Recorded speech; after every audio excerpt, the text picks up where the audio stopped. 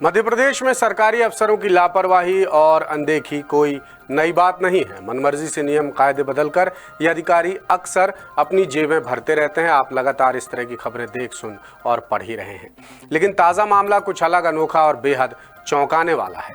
सूबे के अफसरों ने अब सीधे केंद्र सरकार के नियमों को ठेंगा दिखाकर सरकारी खजाने को करोड़ों का चूना लगाया है और अपनी जेब भर ली है।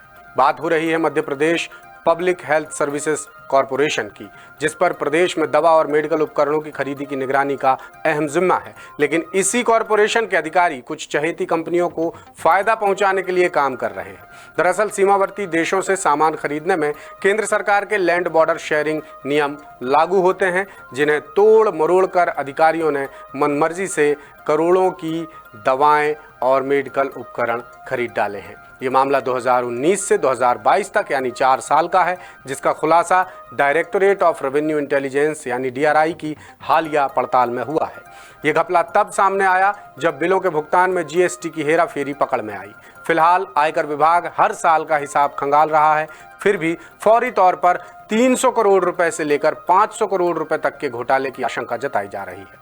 आखिर क्या है ये मामला और ये खेल किन IAS अफसरों के कार्यकाल में खेला गया है, बता रहे हैं भोपाल से हमारे ब्यूरो चीफ संजय शर्मा।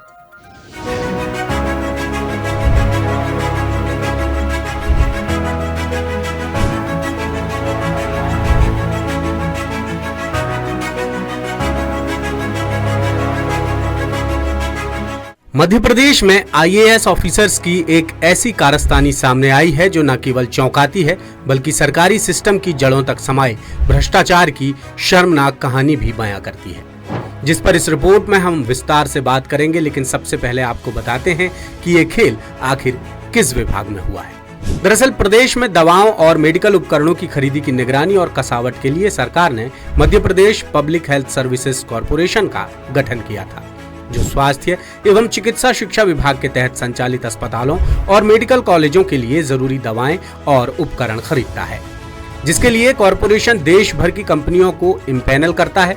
फिर टेंडर के जरिए दवाओं और उपकरणों की उपलब्धता तय की जाती है, यानी क्वांटिटी और कीमत से लेकर कंपनी चुनने तक का सारा जिम्मा कॉरपोरेशन का ही होता है। और इसी कॉरपोरेशन में अलग अलग अवधि में मैनेजिंग डायरेक्टर रहे IAS ऑफिसर्स के कार्यकाल में जमकर कोताही की गई है। अफसरों ने साल दर साल मनमर्जी से खरीदी कराई और सरकारी खजाने को खुलकर चपत लगाई।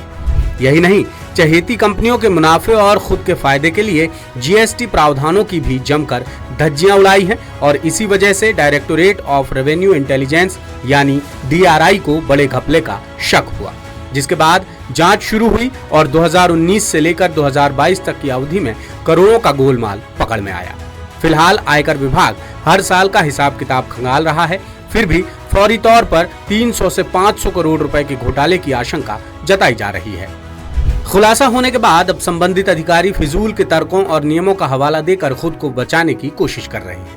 अब आपको पूरा मामला विस्तार से समझाते हैं। दरअसल Madhya Pradesh public health services corporation ने केंद्र सरकार के एक बेहद अहम नियम में सेंध लगाकर गोलमाल की शुरुआत की, जिसे लैंड बॉर्डर शेयरिंग नियम कहते हैं। ये नियम कोरोना काल के बाद 2020 में केंद्र सरकार ने सीमावर्ती देशों से खरीदारी के लिए बनाया था। इसके तहत भारत की सीमा से लगे देशों से 200 करोड़ रुपए से कम कीमत की खरीदारी नहीं की जा सकती थी। यानी ये नियम इसलिए बनाया गया था ताकि छोटी मोटी खरीदी के नाम पर सरकार को चूना ना लगाया जा सके। कुल मिलाकर ये नियम कहता है कि छोटी मोटी सरकारी खरीदी के लिए केंद्र सरकार से इजाजत लेना अनिवार्य है, लेकिन कॉरपोरेशन ने केंद्र की नहीं सुनी और पाबंदी के बावजूद सूबे के अस्पतालों और मेडिकल कॉलेजों के लिए चहेती कंपनियों के जरिए 1-2 करोड़ से लेकर 20-30 करोड़ या इससे भी ज्यादा की दवाएं और मेडिकल सामग्री खरीदता रहा। मामले में और भी हैरानी की बात यह है कि कॉरपोरेशन के अधिकारी फर्जी बिल्स के जरिए कंपनियों को मनमुताबिक भुगतान भी करते रहे, जिस पर वित्त विभाग और सरकार ने कोई आपत्ति भी दर्ज नहीं कराई। 10 सूत्र की पड़ताल में पता चला कि पड़ोसी देश चीन से भी करोड़ों की खरीदी की गई और सरकार को अंधेरे में रखकर रेगुलर पेमेंट किया जाता रहा। लेकिन GST के हिसाब किताब के दौरान DRI को शंका हुई और उसकी आपत्ति के बाद घोटाले की नई परतें खुलकर सामने आईं और अब संबंधित अधिकारी ये नहीं बता पा रहे हैं कि लैंड बॉर्डर शेयरिंग नियमों के तहत कंपनियों को चीन जैसे देश से खरीदी की अनुमति उन्हें किसने दी। वहीं ज्यादातर अधिकारी मामला 3 से 5 साल पुराना होने की दलील देकर खरीदी को मध्य प्रदेश भंडार क्रय नियमों के मुताबिक बता रहे हैं।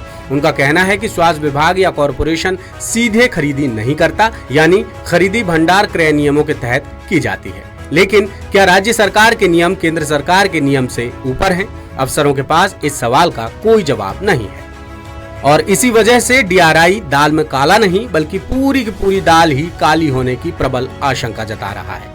डीआरआई ने चीन से दवाओं और मेडिकल उपकरणों की खरीदी में केंद्र के लैंड बॉर्डर शेयरिंग नियमों के उल्लंघन समेत सप्लायर कंपनियों को भुगतान में जीएसटी प्रावधानों की अनदेखी और टैक्स चोरी का भी खुलासा किया है। चूंकि मामला 2019 से 2022 यानी 4 साल का है, इसलिए टैक्स चोरी की रकम 300 से 500 करोड़ रुपए तक हो सकती है। फिलहाल आयकर विभाग साइंस हाउस इंदौर, कंथाली प्राइवेट लिमिटेड और डिसेंट मेडिकल जैसी कंपनियों से की गई खरीदी की जांच पड़ताल कर रहा है।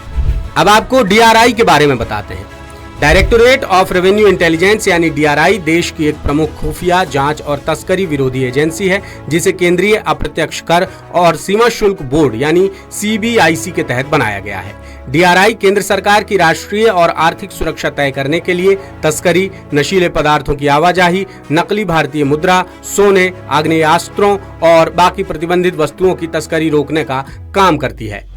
अब उन आईएएस अधिकारियों के नाम बताते हैं जो अलग अलग अवधि में Madhya Pradesh public health services corporation के मैनेजिंग डायरेक्टर रहे हैं। 10 सूत्र की पड़ताल में पता चला कि 2019 में डॉक्टर प्रवीण गर्ग, 2020 में डॉक्टर जे विजय कुमार और इनके बाद डॉक्टर सलोनी सिडाना और पंकज जैन कॉर्पोरेशन के एमडी थे। अब कॉर्पोरेशन का पुराना ट्रैक रिकॉर्ड देखें तो इसकी भूमिका पर पहले भी गंभीर सवाल उठते रहे हैं। 2023-24 में कैग की रिपोर्ट में भी कई चौंकाने वाले खुलासे हो चुके हैं। कैग के मुताबिक प्रदेश में करोड़ों की जीवन रक्षक दवाओं के स्टोर में ही खराब होने का मामला सामने आया था, जिसकी वजह कॉर्पोरेशन का घटिया मैनेजमेंट और अफसरों की लापरवाही थी। साल 2019, 2020, 2021 और 2022 में प्रदेश के उप स्वास्थ्य केंद्रों से लेकर जिला अस्पतालों तक जरूरी मेडिकल उपकरणों की भारी कमी सामने आई थी, जबकि कॉर्पोरेशन चहेती कंपनियों से लगातार खरीदी कर रहा था। कॉर्पोरेशन की लापरवाही की वजह से ही 2022 तक भोपाल में 330 तरह की जरूरी दवाएं स्टोर में ही खराब हो गई थीं, जिनकी कीमत 26 लाख रुपए से ज्यादा थी।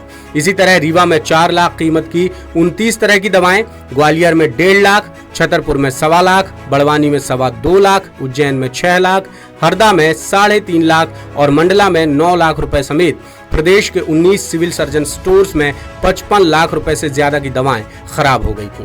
वहीं भोपाल के हमीदिया, ग्वालियर के जयारोग्य और जीआरएमसी सुपर स्पेशलिटी हॉस्पिटल और छिंदवाड़ा के सीआईएमएस में 1 करोड़ रुपए से ज्यादा की दवाएं बर्बाद होने का मामला भी सामने आ चुका है।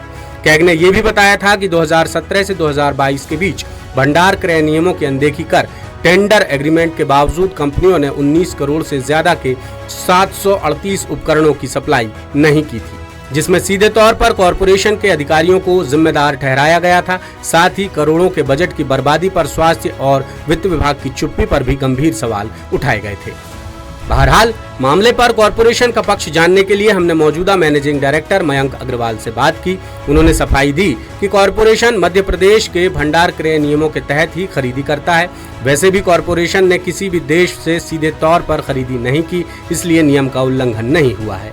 ये मामला मेरे कार्यकाल का नहीं है, लेकिन तब भी वित्त विभाग से अनुमति जरूर ली गई होगी। कंपनियों की जीएसटी चोरी में भी कॉर्पोरेशन की कोई भूमिका नहीं है। लेटेस्ट, इन्वेस्टिगेटिव और इन डेप्थ खबरें देखने के लिए ज्वाइन कीजिए 10 सूत्र का व्हाट्सएप चैनल, सब्सक्राइब कीजिए यूट्यूब चैनल, लाइक कीजिए फेसबुक पेज और पढ़ते रहिए वेबसाइट www.dasutr.com।